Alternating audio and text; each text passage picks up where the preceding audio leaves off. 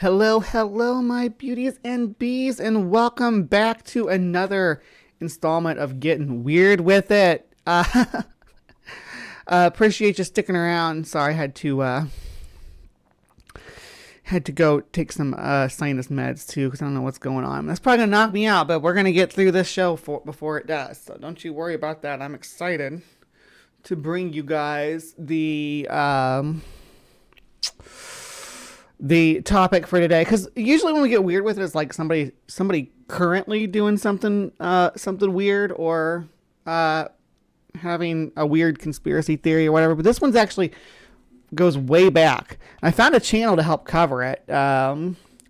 It's like Vanessa Islas, but it's not the person narrating is not a woman. So I don't know what's going on with that. But like their page is just like, it'll have a bunch of random stuff, and they'll have like a mystery video mixed in with it, right?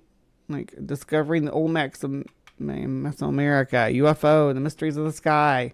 Just like it'll have their family content and stuff, and all of a sudden there's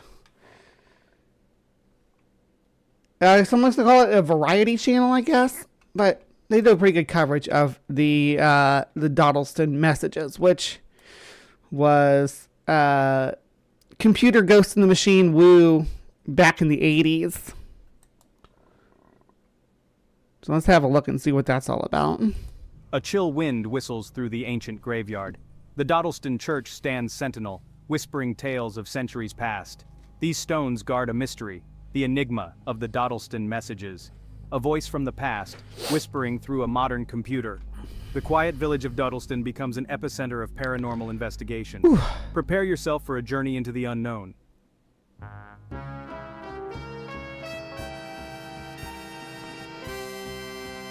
Our story begins. Yeah, I do have red hair.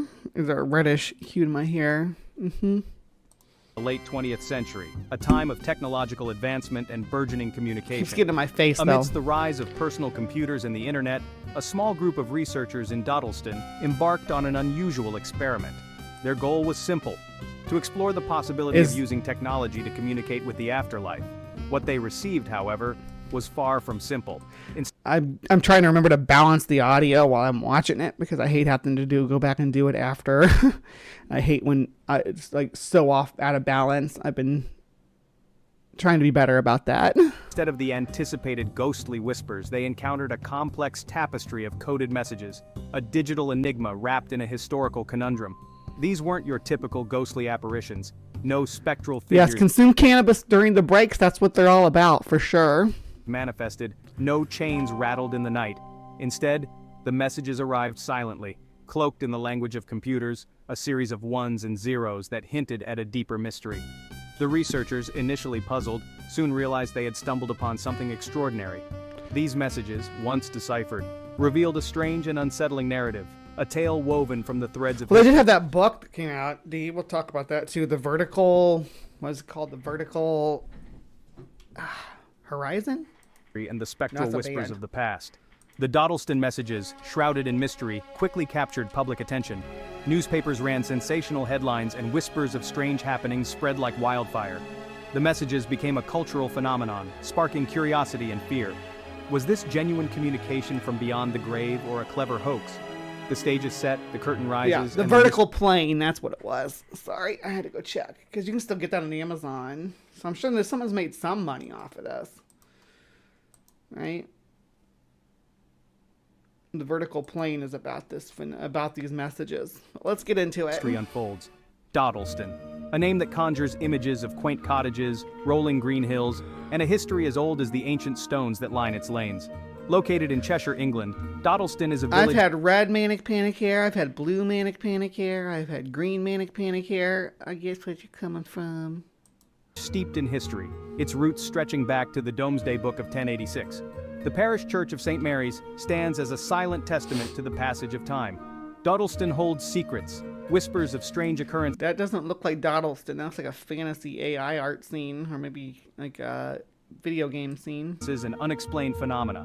Locals speak of ghostly apparitions and phantom footsteps echoing through the ancient vicarage. At the heart of the Doddleston mystery lies the old vicarage, adjacent to St. Mary's Church.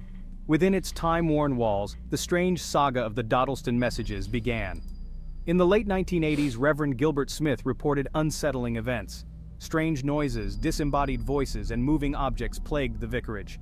Reverend Smith contacted paranormal investigators from Chester. Led by John Hope, they arrived with recording equipment and skepticism. Vicarage. Such a fun word, vicarage. Vicarage Farm remembers. Initial investigations were inconclusive, but activity soon intensified. Disembodied voices grew louder, their whispers emanating from the walls. John Hope, a man of science, suspected irrational... So, blue hair, just keep in mind that blue hair will keep the chuds away. Like, if you want to drive chuds away from you, blue hair. Explanation for the strange phenomena at the vicarage. He theorized the voices and noises could be electromagnetic interference from faulty wiring. Hope brought in a BBC microcomputer, cutting edge for paranormal investigation. He believed the computer might detect and translate electromagnetic waves. The team set up the computer in the attic and waited. They were about to stumble upon a baffling mystery. So, I mean, that's not a bad idea if you think there's electrical short to investigate that. I don't know if using the computer is the best way to do it. Probably hire an electrician to put their little clippy things on the wires in different places and find out where the problem lies.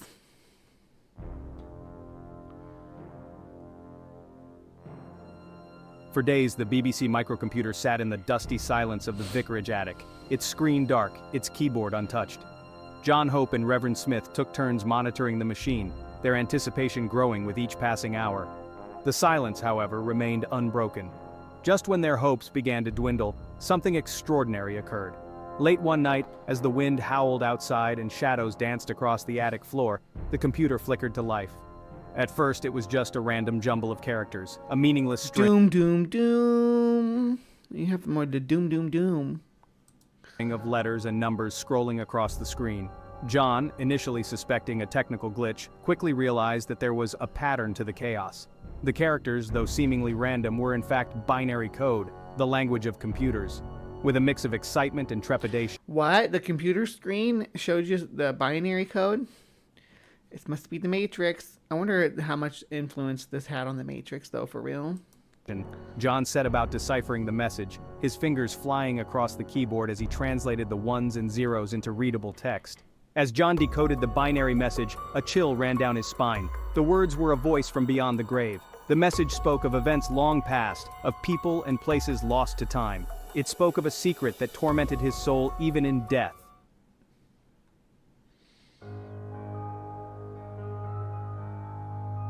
Here comes As the researchers delved deeper into the messages, they uncovered even more startling revelations. The entity communicating Bring it on. through the computer, identifying itself only as the Keeper, seemed to possess an uncanny knowledge of Doddleston's history, revealing long-forgotten details about the village and its inhabitants. Names, dates, and events, all meticulously documented in local historical records, were recounted with an eerie accuracy that sent shivers down their spines. One message in particular mentioned... Now, I'm saying that, this is... my opinion on this is that it was a troll. I can't be sure about that, but... a young woman named Eleanor Cavendish, who had lived in the village in the 17th century. The message described Eleanor's tragic fate, claiming that she had been falsely accused of witchcraft and burned at the stake.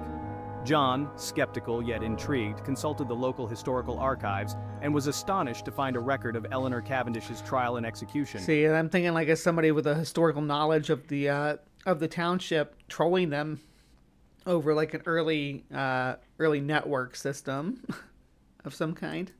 The details matching the message with chilling precision. The line between history and the supernatural was becoming increasingly blurred.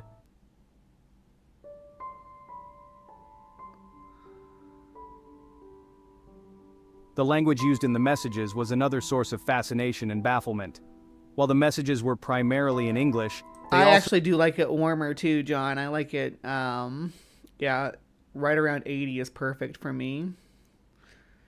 Also contained archaic words and phrases, some dating back to Middle English and even Old True. Internet creepypasta before it was cool. English. This linguistic anomaly only added to the mystery, suggesting that the entity communicating through the computer was not only knowledgeable about the past but also somehow connected to it. Linguistic experts were called in to analyze the messages, their expertise challenged by the strange blend of ancient and modern language. Some experts theorized that the entity might be drawing upon a reservoir of historical knowledge, accessing and replicating language from different eras. Others, more mystically... Who's making that theory? So you're telling me that the linguists who were brought in to investigate these messages were like, yeah, this must be from a sacred pool of linguistic knowledge. Is that the claim? I don't think any of them said that. Matter of fact, I've seen interviews with some of the different linguists who address these messages, tear them up pretty good. So about their the way that the person speaks, their sentence structure not being correct for the time period or for any time period. Inclined, suggested that the entity might be a time traveler, its speech patterns a reflection of its journey through the corridors of time. Whatever the explanation, the Doddleston messages had opened a Pandora's box of linguistic intrigue, challenging conventional understanding of language, time, and the nature of communication itself. So here's the thing. Judge me all you want, but I can be naked at 80 degrees. That's my threshold. I want to be able to be naked in my room, right?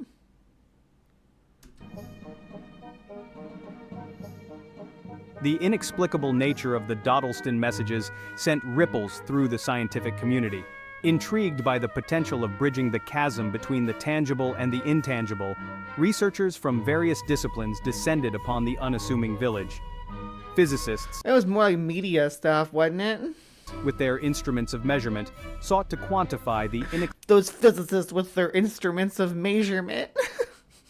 inexplicable energy that might be enabling such an extraordinary form of communication. Were these messages riding on electromagnetic waves, or was there a yet undiscovered force at play? Or was there an Ethernet cable? Like, what kind of cable would it have been? It would just been like an old network cable, I guess. Or there would have been a few cables, so in this old computer to hook it to a network.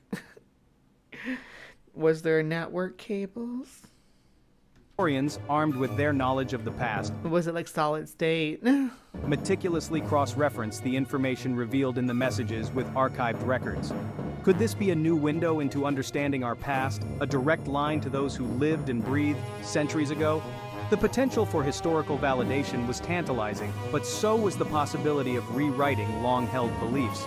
The very foundation of historical research was being challenged, forcing academics to confront the limitations of their understanding. Was it though? Or was somebody pulling a big prank? You're tethering a lot to people believing this. I don't think even at the time that it was going on that a lot of these people actually believed that it was supernatural.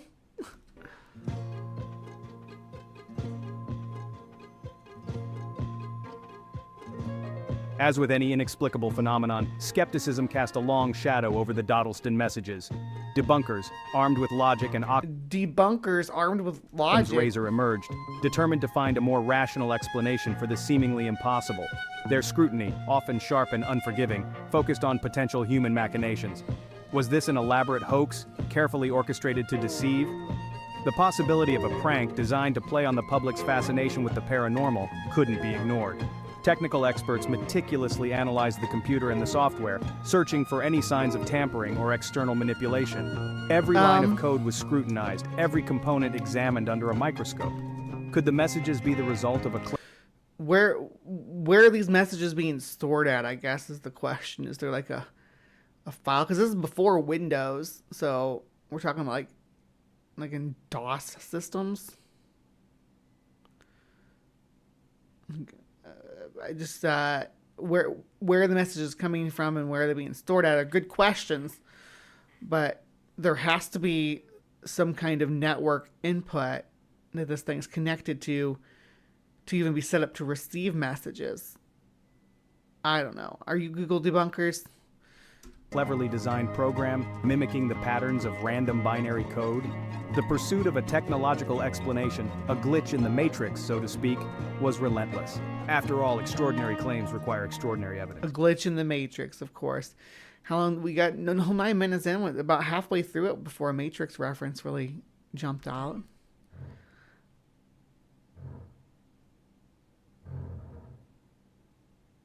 Undeterred by the skepticism, John Hope and his team devised a series of experiments to test the authenticity of the messages and the nature of the alleged communication channel. Here's the thing, though. I don't really trust John Hope at this point in the story. I just don't trust him. I think that maybe, possibly, potentially, he is full of shit. Goal to establish a controlled environment, eliminating any possibility of human interference or external influence. If the messages persisted under such conditions, it would lend credence to the possibility of a genuine paranormal phenomenon. One of their most ambitious experiments involved placing the BBC microcomputer inside a Faraday cage, a shielded enclosure designed to block electromagnetic waves.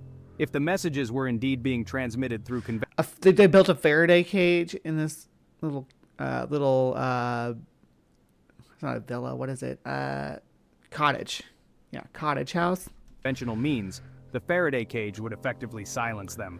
The team huddled around the monitoring equipment outside the cage, their faces a mixture of anticipation and anxiety. The silence within the cage was deafening.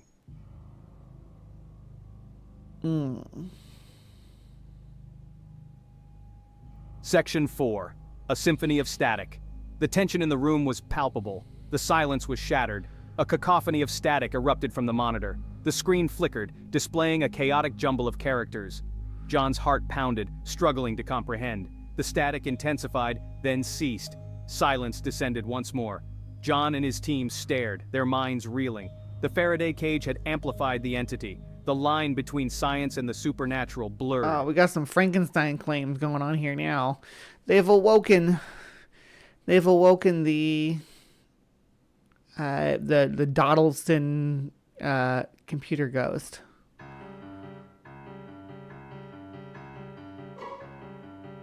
Make it like the Beetlejuice town. Section 1. A village transformed. The quaint tranquility of Doddleston, a village accustomed to the quiet rhythm of rural life, was irrevocably disrupted. The once sleepy lanes, traversed for generations by farmers and vicars, were now teeming with journalists, researchers, and curious onlookers, all drawn to the epicenter of an unfolding mystery. The Doddleston messages, initially confined to the hushed whispers of the vicarage, had become a global sensation, their digital whispers echoing far beyond the ancient parish boundaries. The local pub, the George and Dragon. Our first computer, what was it? We got a used computer when I was pretty young, but it wasn't able to connect to the internet or anything. It was basically we could play basic computer games on it, and it had like writing stuff and solitaire, and yeah. I mean, it wasn't, it was well after like the Commodore era. I can't remember what brand it was though. I do remember a lot of the games on it though. They were really basic computer games. But the first computer we got that was new though was an Acer computer.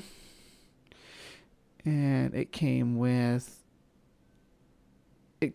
Mech Warriors 2, and it came with it was a game called Gex that it came with. It was like a side scroller. A place where locals had gathered for centuries to share stories and pints of ale was now abuzz. It's almost like Simpsons music With a different kind of tale. Theories were exchanged over tankards, speculation like Beetlejuice meets The Simpsons flowed as freely as the local brew, and the air crackled with a mix of apprehension and excitement. The Doddleston messages had become a shared experience, binding the villagers together in a tapestry woven from wonder, fear. They were not a shared experience, like a couple of dudes. That's it. The irresistible allure of the unknown.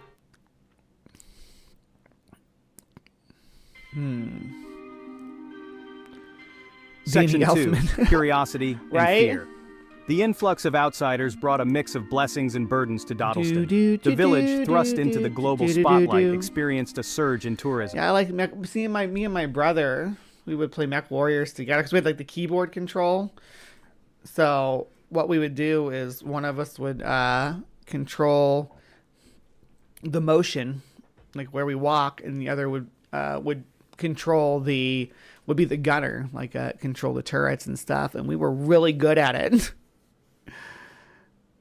We would We would rock the house. The Mech Warriors too. Visitors eager to catch a glimpse of the church where it all began or to experience the eerie atmosphere of the vicarage brought a much-needed economic boost. Gift shops catering to the sudden demand, stocked up on postcards depicting the BBC microcomputer, t-shirts emblazoned with binary code, and mugs bearing the inscription, "Doddleston where time speaks." However, this newfound fame came at a price.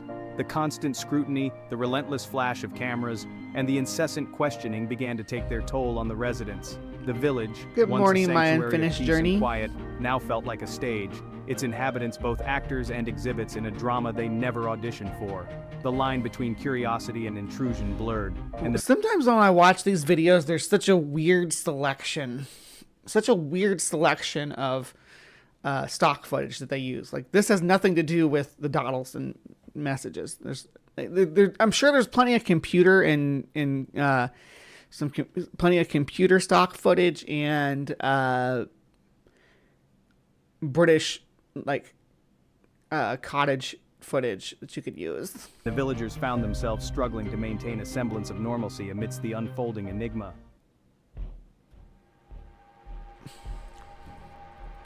I myself am something of an unfolding enigma.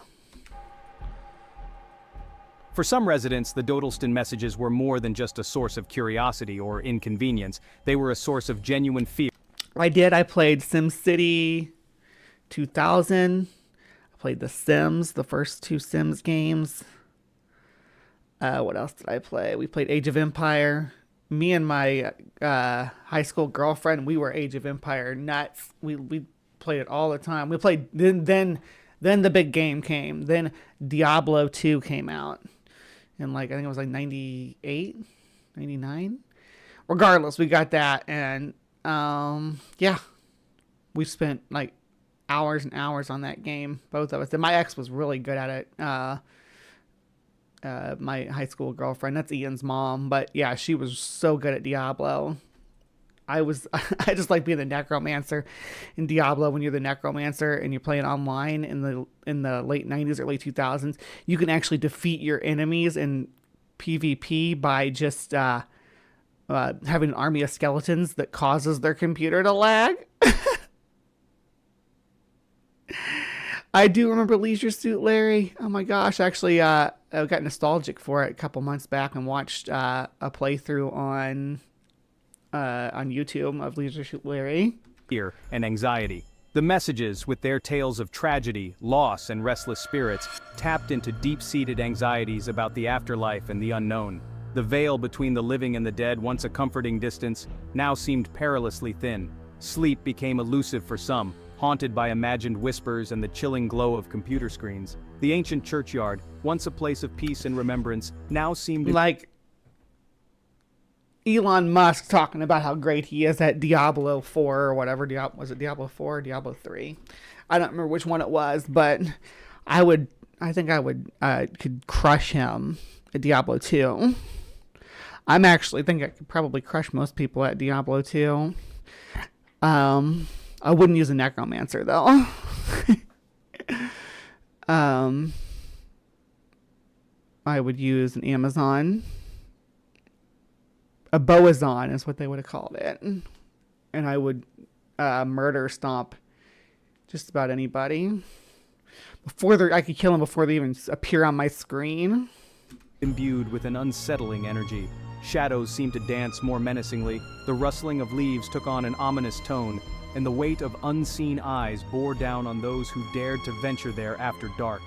The Doddleston messages had, in a sense, awakened a collective fear of the unseen, a primal dread that lurked beneath the surface of their once peaceful existence. Did they, though?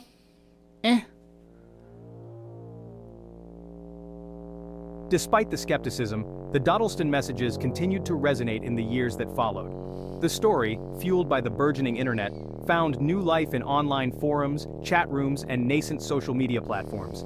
The digital whispers, once confined to a single BBC microcomputer, were now amplified and disseminated across the globe at the speed of light.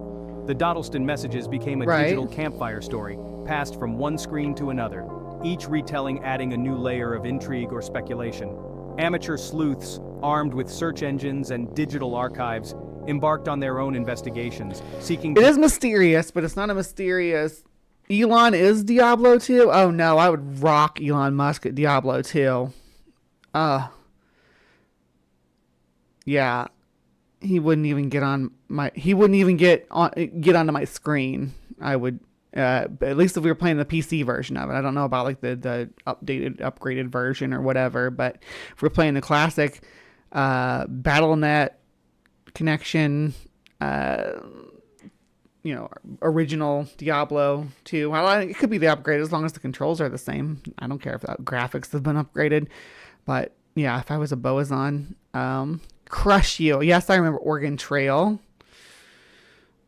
Oregon Trail was, you get dysentery when you cross the rivers and stuff. You lose all your stuff and you hunt bears with a dot.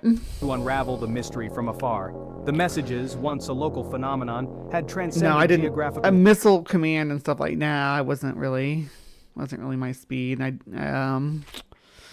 never been a big fan of like army games. Like other than Swords and Sorcery.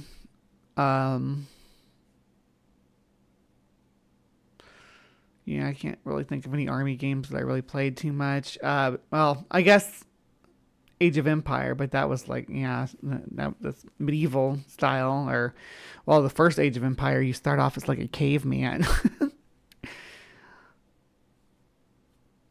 Asteroids, like on the arcade machine, Asteroids was good. If I go to the arcade, though, the first game I look for is like Pac-Man. I love playing Pac-Man with a joystick. Nothing beats playing Pac-Man with a joystick. Donkey Kong's fun with a joystick, too. Boundaries, becoming a shared global narrative, a testament to humanity's enduring fascination with the unexplained and the power of technology to both illuminate and amplify the mysteries of our world. The Doddleston messages, like threads of... The first Diablo was... when you bought the new Diablo, or the Diablo 2, it usually came with a copy of... If you at least got if you got the big box set, came with a copy of Diablo 1. Diablo 1's just... it's a more straightforward dungeon crawler, where you just keep going down and down into dungeons. It's pretty cool, though. My problem with Diablo 1 is that you can't really run. You get so used to running in Diablo 2, but you can't make your warrior, your sorcerer, or your rogue run. Silver in a tapestry of time weave a perplexing pattern across reality. Were these messages the desperate pleas of souls lost in the ether, or echoes of a past imprinted on Doddleston stones? Ghostly entities reaching across centuries to tap on a modern keyboard. The historical accuracy. Or were they hackers that were ahead of their time? Huh? The linguistic anomalies hint at a force beyond our comprehension, where the laws of physics blur, whispers from the past mingle with the present.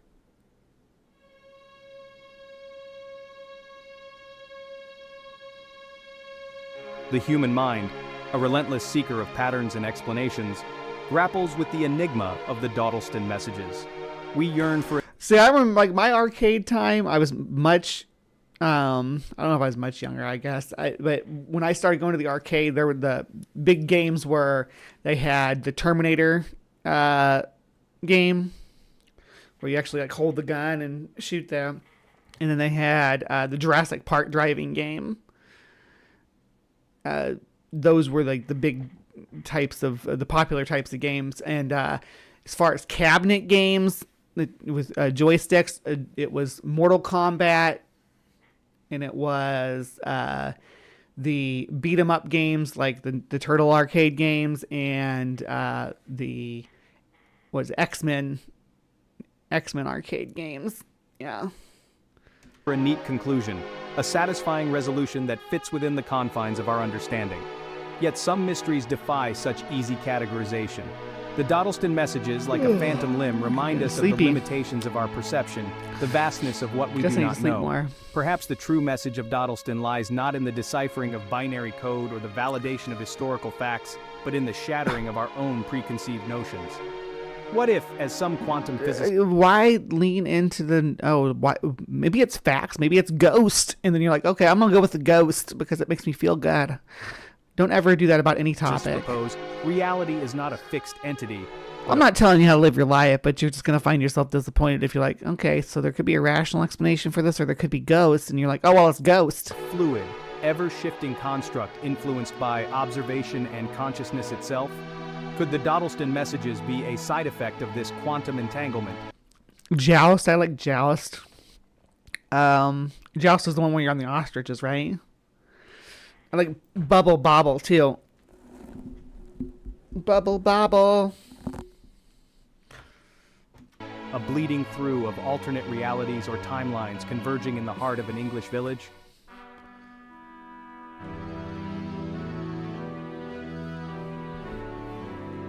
The Doddleston messages remain an open case, a cold file in the archives of the unexplained. The BBC microcomputer, a silent witness to the strange events, sits in a museum, its keyboard shrouded in a ghostly silence. The vicarage, though now home to a new family, still whispers with the weight of its past, the echoes of... I know that that's not true. The people that lived there after were all like, nah, there's no haunting at all. So there's no residual activity or anything like that. binary code lingering in its ancient timbers. Doddleston itself, once thrust into the spotlight, has retreated back into its quiet existence. Y'all remember Burger Time? Burger Time was a great OG game. Where you had to like stack the different burgers in the right way for the order.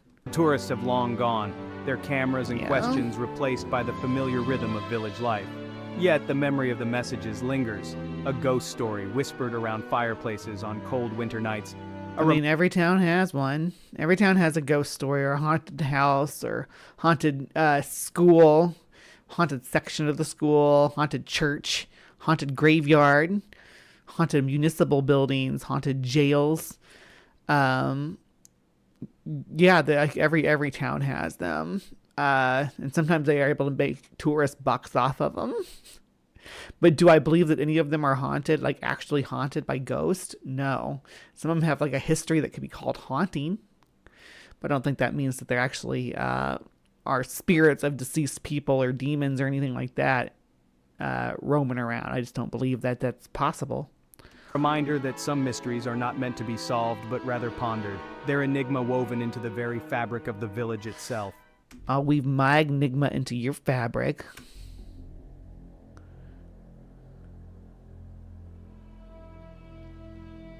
The Doddleston messages, whether a genuine glimpse into the afterlife, a quirk of technology, or a carefully crafted hoax, have left an indelible mark on our collective imagination. They remind us that the universe is full of wonders and terrors beyond our current understanding. They urge us to question, to explore, and to embrace the unknown with a sense of both curiosity and humility. As we gaze upon the stars, our minds filled with questions about the nature of time, reality, and the possibility of life beyond our own, we are left with a final, haunting thought. What if, somewhere out there, in the vast expanse of the cosmos, someone, or something, is trying to reach us? Their messages carried on the very fabric of existence itself, waiting for us to decipher their meaning. I mean, cool. We were getting like alien messages or whatever, but... And, if you argue time's not linear or whatever, okay, show me some evidence of any actual time travel. Time travel is one of my favorite topics. I love glitch in the matrix stories and stuff like that, but I've never seen any that were convincing. The Doddleston messages, in their own inexplicable way, invite us to listen. Oh, it cuts off right in mid-sentence. Yeah. All right, so that was like a kind of a loose version of the Doddleston tapes or messages. There's actually plenty of videos out there where they go through the messages one by one, and they have linguists decipher what they're saying and how it's the language, whether it's accurate or not. It's not a very convincing story today, but at the time when people didn't know a lot about computers and things like that, it was probably very, oh my gosh, it's insane. But I digress. Let me see here. checking make sure I don't get any other. I spent more. Yeah, the Y Files has a good episode on it. Yeah, that's true. I considered watching that, but I don't. You know, the Y Files. I kind of worry about getting copyright strike by them, so I found a smaller channel to check out. But you let me know what you think about the Doddleston messages in the comments down below. Please remember to be kind and take care, and we will see you next time.